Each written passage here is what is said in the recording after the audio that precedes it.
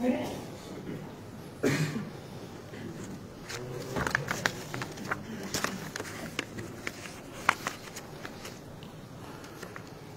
للہ نحمده ونستعینه ونستغفره ونؤمن به ونتوکل علیہ ونعوذ باللہ من شرور انفسنا ومن سیئات اعمالنا من يهده الله فلا مضل له ومن يضلل فلا هادي له وأشهد أن لا إله إلا الله وحده لا شريك له وأشهد أن محمدا عبده ورسوله اللهم صل على محمد وعلى آل محمد كما صليت على إبراهيم وعلى آل إبراهيم إنك حميد مجيد اللهم بارك على محمد وعلى آل محمد كما باركت على إبراهيم وعلى آل إبراهيم إنك حميد مجيد رب اشرح لي صدري ويسر لي أمري واحلل عقدة من لساني يفقهوا قولي سبحانك لا علم لنا إلا ما علمتنا إنك أنت العليم الحكيم أما بعد فإن خير الحديث كتاب الله وخير الهدي هدي محمد صلى الله عليه وسلم وشر الأمور محدثاتها وكل محدثة بدعة وكل بدعة ضلالة وكل ضلالة في النار فأعوذ بالله من الشيطان الرجيم بسم الله الرحمن الرحيم قال الله تعالى في القرآن المجيد قال يا بني لا تقصص رؤياك على إخوتك فَيَكِيدُوا لَكَ كَيْدًا إِنَّ الشَّيْطَانَ لِلْإِنسَانِ عَدُوٌّ مُبِينٌ سورہ یوسف کی یہ آیت نمبر 5۔ ہر قسم کی تعریفات اس خالق مالک ارض و سماوات کے لیے، اور لاکھوں کروڑوں درود و سلام آپ محمد مصطفیٰ صلی اللہ علیہ وآلہ وسلم کی ذات اقدس پر۔ ہماری آج کی گفتگو معاشرے میں پائے جانے والے ایک اہم مسئلے کی طرف ہے۔ اس کو مسئلے سے زیادہ اگر ہم بیماری کا نام دیں تو وہ زیادہ مناسب ہے کہ بہت سے لوگ اس بیماری کے اندر مبتلا نظر آتے ہیں، لیکن ان کے گرد و نواح کے اقربا جو ہیں وہ اس بات کو تسلیم نہیں کر پاتے کہ یہ شخص واقعتاً بیمار ہے، اور وہ خود بھی اپنی اس بیماری کی شناخت نہیں کر پاتے۔ نتیجہ یہ نکلتا ہے کہ وہ لوگ مسائل در مسائل کے اندر پھنستے چلے جاتے ہیں۔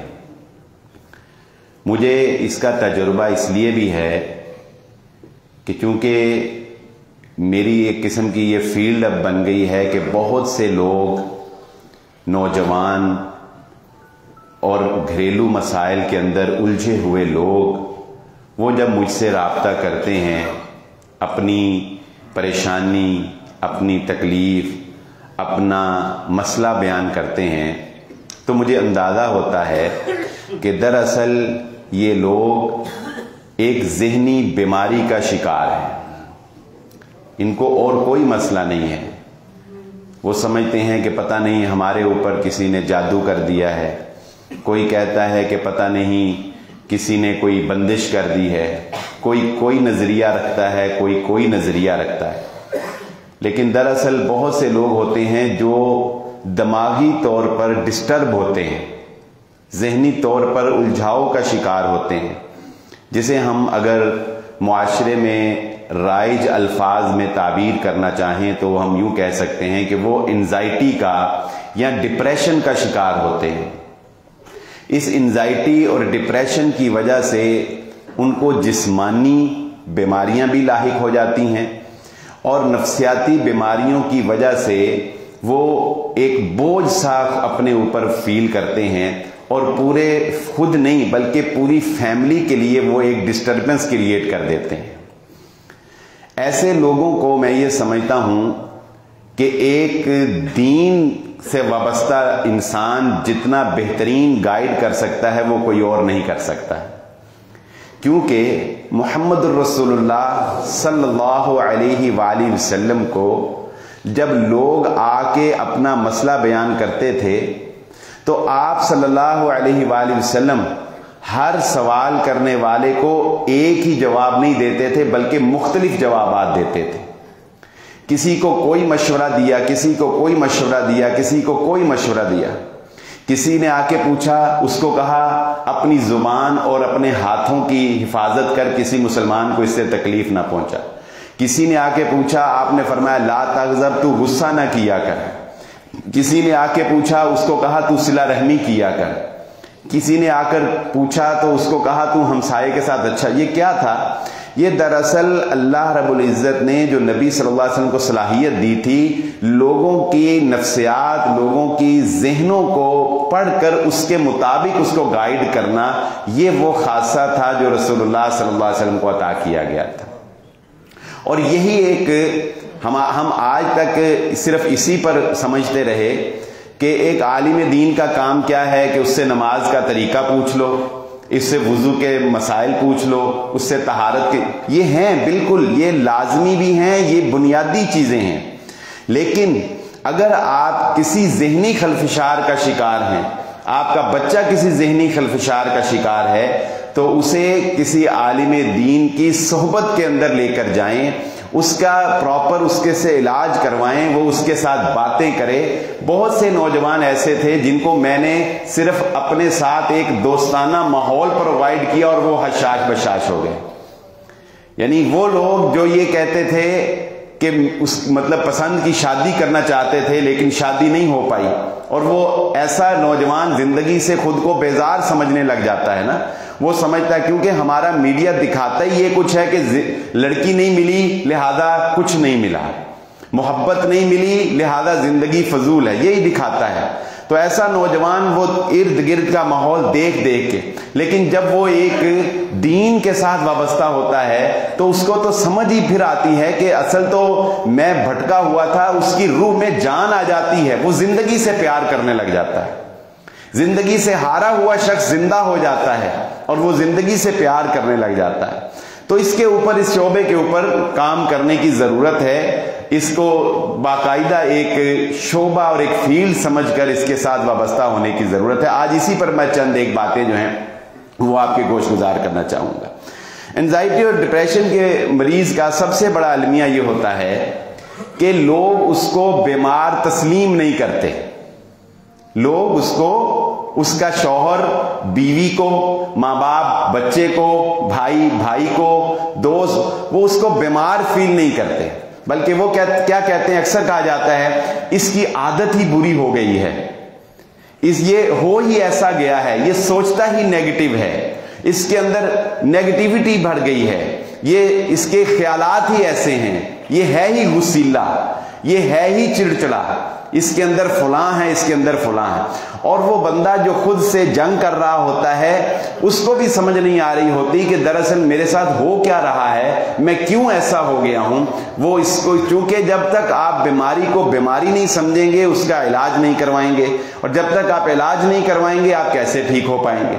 تو سب سے پہلا المیہ ہمارا یہ ہے کہ ہم ایسے شخص کو بیمار نہیں سمجھتے۔ تو میں کچھ علامات آپ کے سامنے ذکر کرتا ہوں کہ جس سے آپ کم از کم یہ ڈیسائیڈ کرنے میں کامیاب ہو جائیں گے کہ آپ کو اگر ایسا کوئی شخص آپ کی فیملی میں ہے تو کیا آپ کو اس پر باقاعدہ ورک کروانے کی ضرورت ہے یا کہ نہیں۔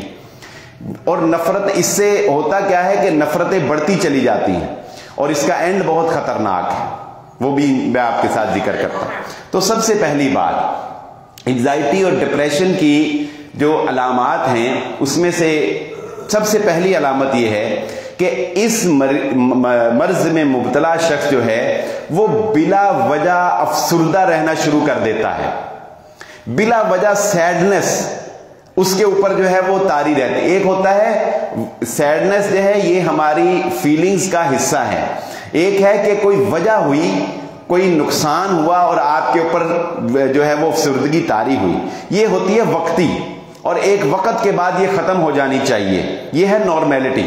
اگر آپ ایب نارمیلٹی کی بات کریں تو ایب نارمیلٹی یہ ہے کہ کوئی بات بھی نہیں ہوئی، بلا وجہ ایک شخص اداس رہنا شروع کر دے، ایک شخص افسردہ رہنا شروع کر دے، اسے محفل میں بیٹھنا اچھا نہ لگتا ہو، وہ تنہائی پسند جو ہے وہ ہو جائے، اور اگر بات کریں تو وہ سیڈنس کی طرف جانا شروع کر دے۔ یعنی اگر آپ کا بچہ بلا وجہ سیڈ سانگ سننا شروع کر دے، لیکن یہ ایک الگ چیز ہے کہ سانگ سننا حرام ہے، لیکن یہ معاشرے کا حصہ ہے۔ اگر آپ کا بچہ جو ہے وہ سیڈ سانگ جو ہے وہ لگائے رکھتا ہے ہر وقت، ٹھیک ہے، اور اسے اپنے آپ کو تنہا کرنے کا شوق پیدا ہو گیا ہے، وہ آپ کی گیدرنگ کے اندر شامل نہیں ہوتا، وہ اپنے اندر ہی اندر مایوسی کا شکار ہے، اور پھر اس کے ساتھ ساتھ ایسا مریض جو ہے وہ اس کے اندر ایک احساس کمتری پیدا ہو جاتی ہے، وہ اپنے آپ کو اپنے دوسرے بہن بھائیوں سے کم تر سمجھتا ہے،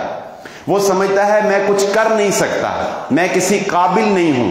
آپ اس کو کوئی کام کہتے ہیں تو وہ اس کام کرنے میں دلچسپی ظاہر نہیں کرتا، وہ کہتا ہے میں یہ کر نہیں سکتا۔ یہ ساری علامات کیا ہیں کہ آپ اس شخص کو نارمل نہ سمجھیں، وہ ڈپریشن کی طرف جا رہا ہے، وہ اس بیماری کی طرف جا رہا ہے۔ اس کے ساتھ ساتھ پھر ایسا مریض جو ہے وہ سستی کا شکار ہو جاتا ہے۔ ایسے ہی نہیں، رسول اللہ صلی اللہ علیہ وآلہ وسلم نے سستی اور کاہلی سے پناہ مانگی ہے، کیونکہ سستی اور کاہلی یہ شیطان کے حملے سے انسان کے اوپر طاری ہوتی ہے۔ یعنی آپ کو کوئی تھکاوٹ نہیں ہے، آپ کو کوئی بیماری نہیں ہے، آپ کی ایج فٹ ہے، آپ فٹ فاٹ ہیں، اس کے باوجود آپ کا ہر وقت لیٹے رہنے کو دل کرے، آپ کا ہر وقت سوئے رہنے کو دل کرے، آپ کو اٹھ کر باہر جانا جو ہے وہ ایک پہاڑ لگے کہ ہیں باہر ایک بریڈ لینے کے لیے بھی جاؤں تو یہ چیز آپ کو پہاڑ لگے کہ نہیں میں نہیں جا سکتا، اپنے کام میں دلچسپی ختم ہو جاتی ہے۔ ایسے مریض کی اپنے کام میں دلچسپی، مثلا اگر کوئی اسٹوڈنٹ ہے تو اس کا پڑھائی کو اندر دل لگنا ختم ہو جاتا ہے، پڑھنے کو دل نہیں کرتا ہے۔ اچھا یہ چیزیں، یعنی ایک بچہ آپ دیکھتے ہیں کہ بڑا اچھا پڑھ رہا ہے، پڑھتے پڑھتے اچانک یہ ہوا کہ اس نے کہا جی میرا پڑھائی میں دل نہیں لگتا، میرا پڑھنے کو دل نہیں کرتا، ہم کیا کہتے ہیں؟ ہم کہتے تیری ایسی دی تیسی، تم پڑھے نہ ہیں، ہم اس کا اور لٹریشن اور ڈنڈا پریڈ اس کے اوپر کرتے ہیں۔ بھائی اس کی کاؤنسلنگ کی ضرورت ہے، اس کی ذہن سازی کرنے کی ضرورت ہے، اس کو گائیڈ کرنے کی ضرورت ہے، اس کو ربی زدنی علما سبحانک لا علم لنا الا ما علمتنا، یہ دعائیں اس کو سکھانے کی ضرورت ہے، تاکہ ان دعاؤں کے ذریعے سے وہ جو شیطان نے حملہ کر دیا اس کے اوپر، اس کے برین کے اوپر، اور یہ ہم جانتے ہیں کہ شیطان کا جو سب سے بڑا حملہ ہوتا ہے وہ ہمارے برین کے اوپر ہوتا ہے۔ رسول اللہ صلی اللہ علیہ وآلہ وسلم نے ابن سیاد کو جانچنے کے لیے کہا تھا شیطان کس قدر، اور یہ برین سے کنیکٹ کس طرح ہوتا ہے، اس کو آپ اس حدیث سے آپ سمجھ سکتے ہیں کہ ابن سیاد جس پہ شیاطین آتے تھے، یہ ایک بچہ تھا، اس کے پاس شیطان آتے تھے، اور یہ لوگوں کا اس کے بارے میں کانسیپٹ یہ تھا کہ یہ دجال ہے۔ رسول اللہ صلی اللہ علیہ وسلم ایک دفعہ، یہ بچہ تھا کھیل رہا تھا، تو نبی صلی اللہ علیہ وسلم نے صحابہ کو کہا اس کو ذرا چیک کرتے ہیں، تو آپ صلی اللہ علیہ وسلم اس کے پاس گئے اور آپ صلی اللہ علیہ وسلم نے اس کو کہا کہ میں نے، یعنی اب آپ پرسنالٹی دیکھیں کون ہے، محمد الرسول اللہ صلی اللہ علیہ وسلم، جو شیطانی حملے سے ہر وقت محفوظ ہیں، گویا ایک باؤنڈری وال ہے ان کے ارد گرد، روحانی دائرہ ہے ایک جو شیاطین کو اندر نہیں آنے دے سکتا۔ اس کے باوجود آپ شیطان کی برین تک رسائی دیکھیں کیسی ہے۔ آپ صلی اللہ علیہ وسلم نے فرمایا اس ابن سیاد کو کہ میں نے اپنے ذہن میں ایک لفظ سوچا ہے، تم بتاؤ وہ کیا ہے۔ اس نے تھوڑی دیر آنکھیں بند کی، سوچتا، وہ جو شیطان اس کے اوپر، آخر اس نے کہا دکھ دکھ۔ اس نے کیا کہا؟ دکھ دکھ۔ رسول اللہ صلی اللہ علیہ وسلم نے فرمایا تیرا برا ہو، تیری رسائی بس یہاں تک ہے۔ اور آپ صلی اللہ علیہ وسلم نے کہا کہ اس کو اس کے حال پہ چھوڑ دو۔ حضرت عمر نے کہا اللہ کے نبی صلی اللہ علیہ وسلم حکم کرے میں اس کا گردن اتاروں، کام ختم۔ نبی صلی اللہ علیہ وسلم نے فرمایا نہیں، اگر یہ دجال ہے تو اس کو مار نہیں سکتا، اور اگر یہ دجال نہیں ہے تو اس کو مارنا گناہ ہے، لہذا چلو اس کو اس کے حال پہ چھوڑ کے چلتے ہیں۔ تو پھر واپسی پر رسول اللہ صلی اللہ علیہ وسلم صحابہ کو بتایا کہ میں نے اپنے ذہن میں سورۃ الدخان کا لفظ سوچا تھا، یعنی دخان کا لفظ آپ نے صرف اپنے دماغ میں سوچا تھا، اور وہاں سے اس کو کیچ کر کے شیطان نے کیسے اس ابن سیاد کو جو ہے وہ پہنچایا، دکھ تک اس کی رسائی ہو گئی۔ تو شیطان ان برین کو ڈیمیج کر کے آپ کو بیمار کرتا ہے۔ اس برین کو پاور جو دینے کی ضرورت ہے وہ محمد الرسول اللہ صلی اللہ علیہ وآلہ وسلم کے بتائے ہوئے طریقوں کے مطابق اس کو پاور دینے کی ضرورت ہے۔ انزائٹی یا ڈپریشن کے اندر مبتلا شخص جو ہے وہ ہر بات کے لیے خود کو موجب الزام ٹھہراتا ہے، میری وجہ سے ایسے ہوا، میری وجہ سے ایسے ہوا، میری وجہ سے فلاں کا نقصان ہوا، میری وجہ سے یہ ہوا، میری وجہ سے وہ ہوا۔ وہ ہر وقت خود کو موجب الزام ٹھہراتا رہے گا۔ ایسا مریض زیادہ تر ماضی کے اندر گم رہتا ہے، ماضی کو سوچ کر، اچھا یہ ساری بیماریاں جو میں علامات آپ کو بتا رہا ہوں یہ بتائی ہیں ڈاکٹرز نے، لیکن ان علامات کے اگینسٹ آپ کے دماغ میں اگر میرے خطبات موجود ہیں تو فوراً آپ کا دماغ ورک کر کے بتا رہا ہوگا کہ ان ساری بیماریوں کا علاج تو محمد الرسول اللہ صلی اللہ علیہ وسلم بتا چکے، ان سارے مسائل کا حل تو اللہ نے قرآن میں بتایا، لیکن ہم ریلیکسیشن کی گولیاں کھاتے ہیں، ہم نیند کی گولیاں کھاتے ہیں، ہم بے ہوش رہنے کو پسند کرتے ہیں۔ اسلام ہمیں بے ہوش نہیں کرتا، اسلام ہمیں ہوش دلاتا ہے، اسلام ہمیں طاقت دلاتا ہے۔ رسول اللہ صلی اللہ علیہ وسلم نے ان زندگیوں کو جلا بخشی ہے جو یہ کہتے تھے کہ ہم جینا پسند نہیں کرتے۔ اپنے ماضی کے گناہوں کو یاد کر کے ایسے لوگ بھی تو رسول اللہ صلی اللہ علیہ وسلم کے پاس آئے نا جو کہتے تھے کہ ہم آئینے میں اپنی شکل نہیں دیکھ سکتے، ہم اتنے بڑے پاپی ہیں، جو کہتے تھے اللہ کے نبی صلی اللہ علیہ وسلم دنیا کا کوئی چھوٹے سے چھوٹا اور بڑے سے بڑا گناہ میں نے نہیں چھوڑا، بتاؤ میں کیا کروں، مجھے راتوں کو نیند نہیں آتی۔ ان کو رسول اللہ صلی اللہ علیہ وسلم نے وہ جلا بخشی کہ وہ جنت کے مہمان بن گئے۔ کیسے؟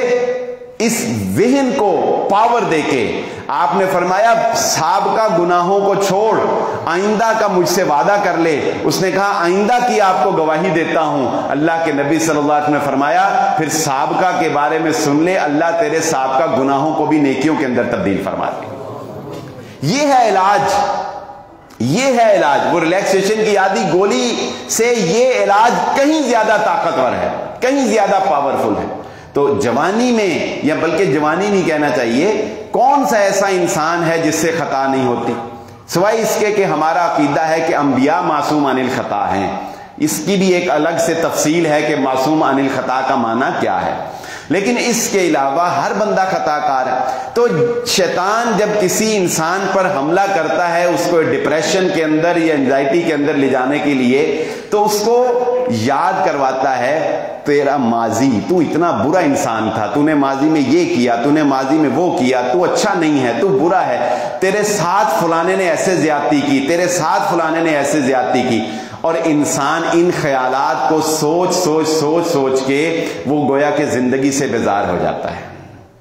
پھر ایک اور شیطانی حملہ بڑا کارگر ہے، کیونکہ شیطان وسوسے کے ذریعے سے کام کرتا ہے۔ ایک اور شیطانی حملہ بڑا کارگر ہے، شیطان نفرت کو پسند کرتا ہے، کینے کو پسند کرتا ہے۔ کینہ شیطان کا سب سے بڑا ہتھیار ہے، حسد شیطان کا سب سے بڑا ہتھیار ہے۔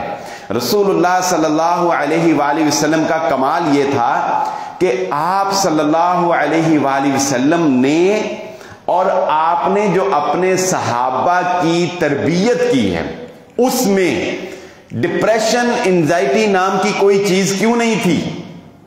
क्योंकि आप सल्लल्लाहु अलैहि वसल्लम ने नेगेटिव थॉट्स को भी अपने सहाबा के ज़हन से खत्म कर दिया था। इंसान की फितरत है, अगर आपके साथ किसी ने बुरा किया है ना, आपको लगता है कि, या आपको कोई शख्स अच्छा नहीं लगता, या आपको लगता है कि इसने मेरा नुकसान किया है, यानी किसी भी मामले में आपको किसी शख्स से कोई नफरत हो गई है, तो एक शैतान का हमला पता क्या होता है? आप उसके बारे में बुरा सोचना शुरू कर देते हैं। अल्लाह करके इसकी टांग टूट जाए, इसका एक्सीडेंट हो जाए, इसने मुझे पैसे नहीं दिए, आप सोचते हैं अल्लाह करे इसका भी कारोबार ठप हो जाए, ये भी फुटपाथ, ऐसी सोचें आती हैं ना, हर इंसान के साथ ये वाबस्ता है। ये जो नेगेटिव थॉट्स हैं, जो दूसरों के बारे में आप मनफी सोचें सोचते हैं, ये नफरत को जन्म देती हैं, ये आपके दिमाग को नेगेटिविटी की तरफ लेकर जाती हैं। आप दूसरों का बुरा सोचते सोचते खुद भी एक बुरे इंसान बन जाते हैं। इसीलिए रसूलुल्लाह सल्लल्लाहु अलैहि वसल्लम कहते हैं, ये शख्स जो अब मस्जिद में दाखिल होगा ये पक्का जन्नती है। हजरत अब्दुल्ला बिन उमर कहते हैं, मैं उसका 3 दिन मेहमान बन गया और तीसरे दिन जब चलने लगा तो पूछा कि चचा जान, आप में कोई खास बात नहीं देखी, सब कुछ वही है जो हम करते हैं, आपको जन्नत की बशारत क्यों दी गई है? तो उस सहाबी ने हमें एंजाइटी और डिप्रेशन से बचने का एक नुस्खा बता दिया, और उसने बताया कि शैतान के जो नेगेटिव थॉट्स तुम्हारे ब्रेन में आएंगी उनको कैसे रिमूव करना है। दूसरों के बारे में बुरा नहीं सोचना, दूसरों का नुकसान नहीं सोचना, दूसरों को डिवैल्यू नहीं करना। उसने कहा, बेटा रात को सोने से पहले मैं अपने दिल से सबको मुआफ करके सोता हूं, मैं दिल से कीना निकाल देता हूं, मैं किसी के बारे में नफरत नहीं रखता। जब उस नफरत को दिल में समो के आप रात को सोते हैं तो वो आपके दिमाग को डैमेज करता है, आपको बीमार करती हैं ये चीजें। इनके ऊपर वर्क करें, अपनी पर्सनैलिटी को देखें, क्या आपके अंदर ये चीजें तो नहीं है, क्या आपके बच्चों के अंदर ये चीजें तो नहीं है। अगर आपके अंदर या आपके बच्चों के अंदर ये चीजें पाई जाती हैं तो फिर इनका उस तरीके से इलाज करें जो मुहम्मद रसूलुल्लाह सल्लल्लाहु अलैहि वसल्लम ने सिखाया है। डॉक्टर हजरात कहते हैं कि डिप्रेशन का मरीज जो है उसकी एक, यानी डिप्रेशन होने की वजूहात में से, अब थोड़ी सी बात करते हैं इस बारे में कि डिप्रेशन होने की वजूहात क्या हैं। तो डिप्रेशन होने की वजूहात पर अब हम थोड़ी सी बात करते हैं। कहते हैं कि डिप्रेशन, और जब मैं ये पढ़ता हूं तो मैं खुश होता हूं कि अल्हम्दुलिल्लाह, अल्लाह का शुक्र है कि हमें अल्लाह रब्बुल इज्जत ने वो दीन का इल्म दिया है जिसमें इन सारी बातों का पहले से हल अल्लाह के नबी सल्लल्लाहु अलैहि वसल्लम ने बता दिया है। नफ्सियाती बीमार, मैं यकीन से आपको कह सकता हूं कि जो बंदा सही मुसलमान है, असल में ये बीमारियां आई हैं सारी उधर से, मगरब से। आज से 20 साल पहले कोई डिप्रेशन नहीं था, कोई एंजाइटी नहीं थी, कोई नफ्सियात के डॉक्टर की जरूरत नहीं किसी को पड़ती थी। क्यों? वो भी पता है आपको कि क्यों, और अब क्यों है ये मैं अब बताने लगा हूं। तो डॉक्टर हजरात जो है वो कहते हैं कि डिप्रेशन या एंजाइटी होने की वजूहात में से एक वजह यह है कि आम तौर पे ऐसे लोग इन बीमारियों का शिकार होते हैं जिनके अंदर दूसरों से मुकाबला करने की आदत पाई जाती है। ये लोग दूसरों से मुकाबला करते हैं, ये अपनी लाइफ पे खुश नहीं होते, बल्कि ये दूसरों की ड्रेसिंग को देखकर खुद को डिवैल्यू कर लेते हैं। ये बीमारी औरतों के अंदर क्यों ज्यादा पाई जाती है? इसलिए कि औरत के साथ मुकाबला करने में, औरत को देखकर मुकाबला करने में मर्द की निस्बत ज्यादा आगे है। इसलिए ये डिप्रेशन और ज़हनी अमराज की बीमारियां औरतों में ज्यादा हैं।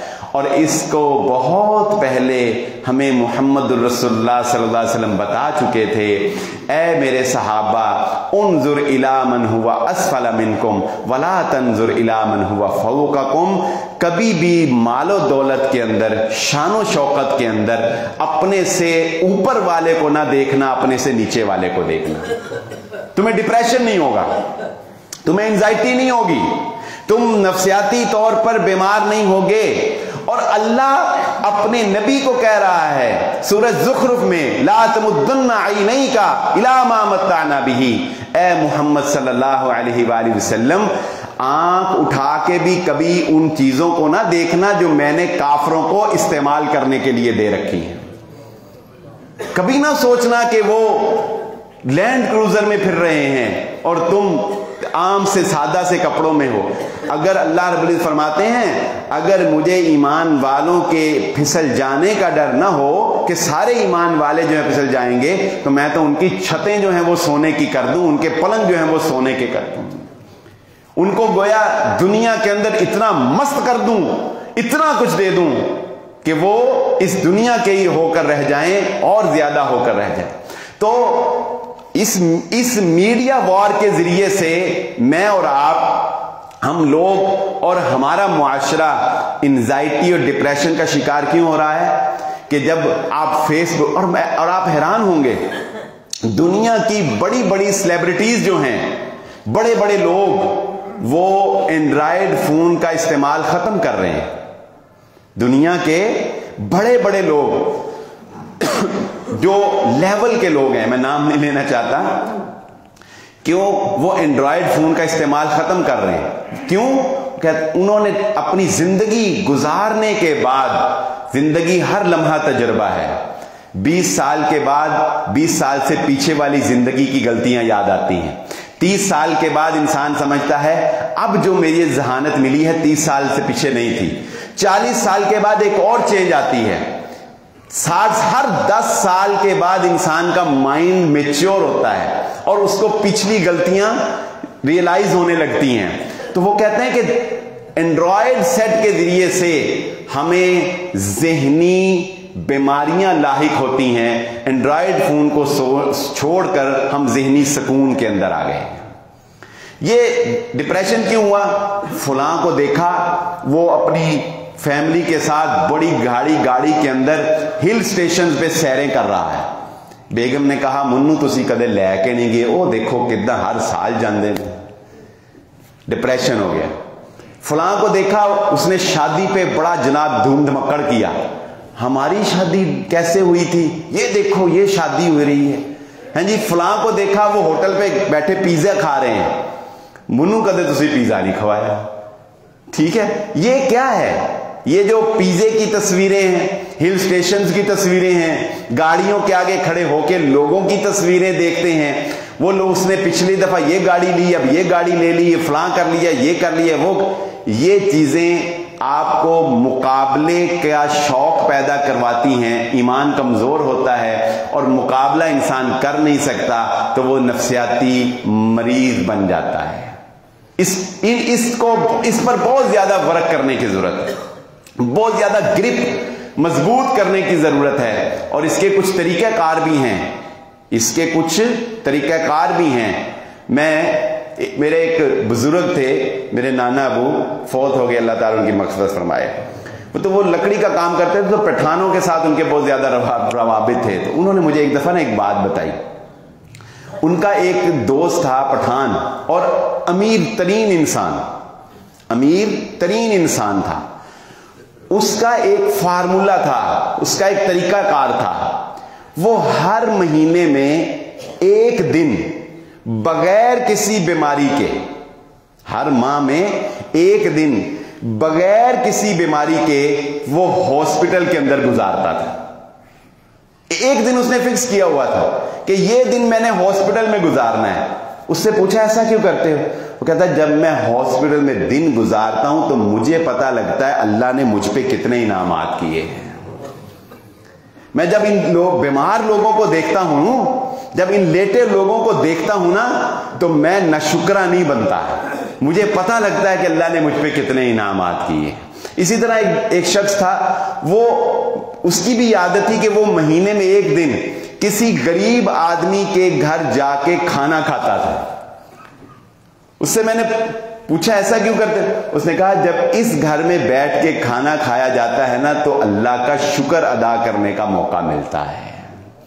یہ ایک تو اس طرح کی چیزوں کو پریکٹس میں لائیں، اس طرح کی چیزوں کو پریکٹس میں لائیں، تھوڑا نیچے جا کے بھی دیکھیں، تھوڑا نیچے جا کے بیٹھیں، تھوڑا نیچے جا کر بھی ملاقاتیں کریں، تھوڑے نچلے لیول پر بھی اپنے آپ کو لے کے آئیں۔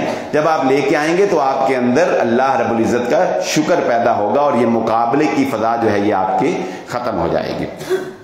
دوسری وجہ، وہی بات جو میں نے شروع میں ذکر کی، انزائٹی اور ڈپریشن پیدا ہونے کی دوسری وجہ یہ ہے کہ انسان اپنے گناہوں کو بار بار سوچتا رہتا ہے۔ ایسا شخص اپنے ماضی کے گناہوں کو بار بار سوچتا رہتا ہے۔ بسا اوقات ماضی میں انسان سے کوئی ایسا بڑا گناہ ہوا ہوتا ہے کہ اس گناہ کی یاد اس کو ہمیشہ ٹک ٹک ٹک ٹک ستاتی رہتی ہے۔ جاپان کے اندر ایک دفعہ ایک آدمی کو سزائے موت دی گئی۔ اس کو سزائے موت پتہ ہے کیسے دی گئی؟ اس کو کوئی کرنٹ نہیں لگایا گیا، اس کو کوئی زہر نہیں دیا گیا، اس کو انہوں نے پتہ کیا کیا، اس کو انہوں نے ایسے بٹھا دیا، اس کی ٹنڈ کر دی اور اس کو ایسے بٹھا دیا اور اس کے سر کے اوپر ایک نلکا لگا دیا۔ اس نلکے سے کیا کرتے تھے؟ صرف ایک جیسے ڈرپ لگائیں تو ایک قطرہ نہیں گرتا، ڈرپ ایسے اس کے یہاں دماغ کے درمیان میں نا صرف ایک قطرہ گرتا تھا، ٹپ ٹپ ٹپ ٹپ۔ اس قطرے کے گرتے گرتے وہ بندہ اتنا زیادہ اس ٹپ ٹپ کی وجہ سے اس کا دماغ پھٹنے آ گیا کہ وہ اس ڈپریشن کی وجہ سے ہی وہ مر گیا۔ یہ اس نے جرم ایسا کیا تھا کہ انہوں نے اس کو انوکھی سزائے موت دینی، اس طریقے سے انہوں نے اس کو سزائے موت دی۔ تو کسی بھی چیز کو آپ ٹپ ٹپ کر کے گراتے رہیں گے، سوچتے رہیں گے تو وہ پتھر میں بھی سوراخ کر دے گی۔ تو اگر آپ اپنے اس برین کو ہر وقت یہ یاد دلاتے رہیں فلاں گناہ فلاں گناہ فلاں گناہ فلاں گناہ، ہر وقت سوچتے رہیں گے گناہ کے بارے میں، ایک وقت آئے گا کہ یہ ڈیمیج ہو جائے گا، اس میں سوراخ ہو جائے گا۔ اس کا بہترین حل لا تقنطوا من رحمت اللہ، یہ جو اللہ رب العزت نے فرمایا قل یا عبادی الذین اسرفوا علی انفسہم لا تقنطوا من رحمت اللہ، اے وہ بندو جنہوں نے اپنے اوپر گناہ کر لیا، کوئی اپنا نقصان کر لیا، اللہ کی رحمت سے نا امید نہ ہو۔ یہ بڑا اچھا، تیسری جو چیز ہے یہ بڑی اہم ہے، میں نے اس طرح کے کئی مریض بھی دیکھے ہیں، اور وہ کیا ہے؟ ڈاکٹر حضرات کہتے ہیں کہ بسا اوقات کسی بھی مریض کا انزائٹی یا ڈپریشن میں چلے جانے کی ایک وجہ یہ ہوتی ہے کہ اس کے پیرنٹس کی جانب سے اس کو شروع دن سے ناکامی کو قبول کرنا نہیں سکھایا جاتا، اس کو ناکامی کا، ہارنے کا مقابلہ کرنا نہیں سکھایا جاتا۔ مثلا ایک بچہ ہے، وہ فرسٹ آ رہا ہے پہلے دن سے، وہ نرسری میں فرسٹ آیا، پریپ میں فرسٹ آیا، وہ فرسٹ ہی آتا چلا جا رہا ہے۔ اب اس کے پیرنٹس کو یہی ہے کہ اس کو ہمیشہ فرسٹ آنا چاہیے۔ خدا نہ خواستہ ایف ایس سی میں اس کے نمبر اتنے نہیں آئے جتنے کہ میٹرک تک آتے رہے، نمبر کم آنے کی وجہ سے اس خوف اور اس ٹینشن کو لے کے بعض بچے کومے کے اندر چلے جاتے ہیں، یعنی اپنی ناکامی کو اتنا اپنے اوپر سوار کر لیتے ہیں، کہ وہ کومے کے اندر بولنا بند کر دیتے ہیں، بالکل گمسم ہو جاتے ہیں۔ ایسے بھی مریض جو ہیں وہ پائے گئے ہیں۔ تو ماں باپ کبھی بھی اپنے بچوں کو اس طرح کا نہ بنائیں کہ ان کو کہیں کہ تم نے صرف کامیابی ہی دیکھنی ہے، تم نے زندگی میں کبھی ہارنا ہی نہیں۔ زندگی ہار جیت کا نام ہے، ہار کو قبول کرنا یہ بھی اس کے لیے بھی ایک طاقت چاہیے، ہار کو قبول کرنے کے لیے بھی ایک پاور چاہیے۔ جو بندہ ہار کو قبول نہیں کرے گا، جو بندہ نقصان کو قبول نہیں کرے گا، آپ دیکھیں کاروباری لوگ، نقصان ہوتا ہے نا، تو اگر آپ ہمیشہ یہی سوچیں کہ میں نے کاروبار میں اوپر ہی جانا ہے، نقصان کا اندیشہ کبھی آپ نے سوچا ہی نہ ہو، تو کیا ہوتا ہے کہ جی اس کو نقصان ہوا تو ہارٹ اٹیک ہو گیا، اس کو فلاں چیز جو ہے اس کا فلاں لاس ہوا، اس کو ہارٹ اٹیک ہوتا ہے کہ نہیں ایسے؟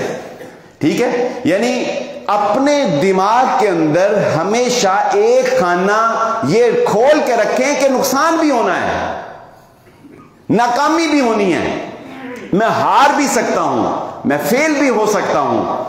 اپنے دماغ کے اندر ایک خانہ ہمیشہ یہ کھول کے رکھیں، اور یہی محمد الرسول اللہ صلی اللہ علیہ وآلہ وسلم نے فرمایا تھا، ماذن فیا حکمک عدل فیا قضاؤک۔ اس دعا کا مطلب یہ ہے، اے اللہ میں ہار بھی گیا تو میں یہی سمجھوں گا اس ہار میں بھی میری خیر چھپی ہوئی تھی، میں نقصان بھی ہو گیا، میرا نقصان بھی ہو گیا تو اللہ میں یہی سمجھوں گا میرے لیے یہ چیز فائدہ مند تھی ہی نہیں، اگر میں فیل بھی ہو گیا تو میں یہی سب محنت کی ہو، شرط یہ ہے محنت کی ہو، یہ نہیں کہ ہاتھ پہ ہاتھ رکھ کے منتظر فردا ہو اور پھر فیل ہو جاؤ تو کہے میری تقدیر کی انج لکھیا سی، نہیں، محنت کی ہو، کوشش کی ہو، ڈیوٹی پوری دی ہو، پھر بھی اگر پیچھے رہ جاؤ کوئی بات نہیں، اللہ رب العزت تمہارے بارے میں کبھی غلط فیصلہ نہیں کر سکتا۔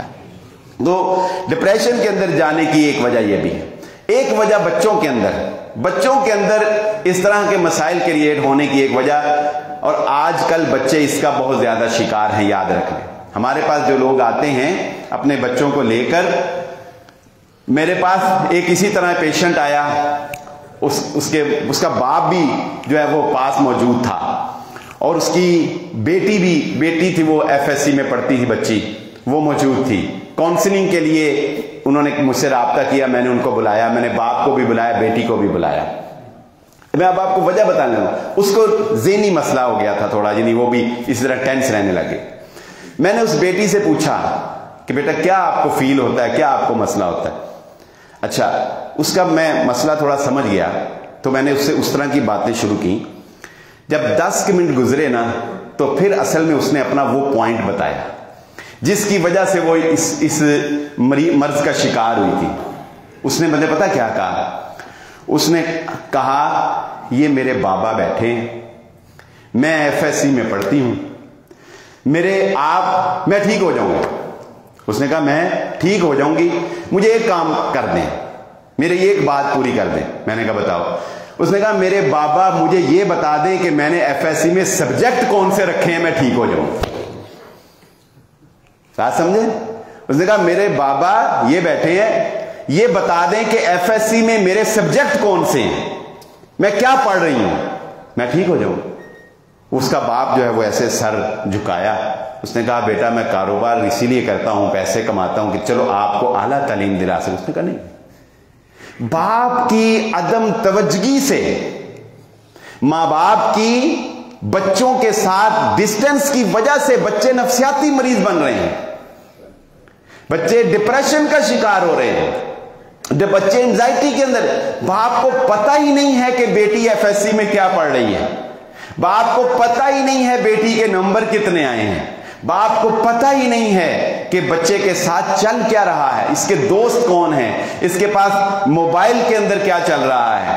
اگر آپ اپنے بچوں سے غافل ہو جائیں گے تو آپ کے بچے ذہنی امراض کا شکار ہو جائیں گے۔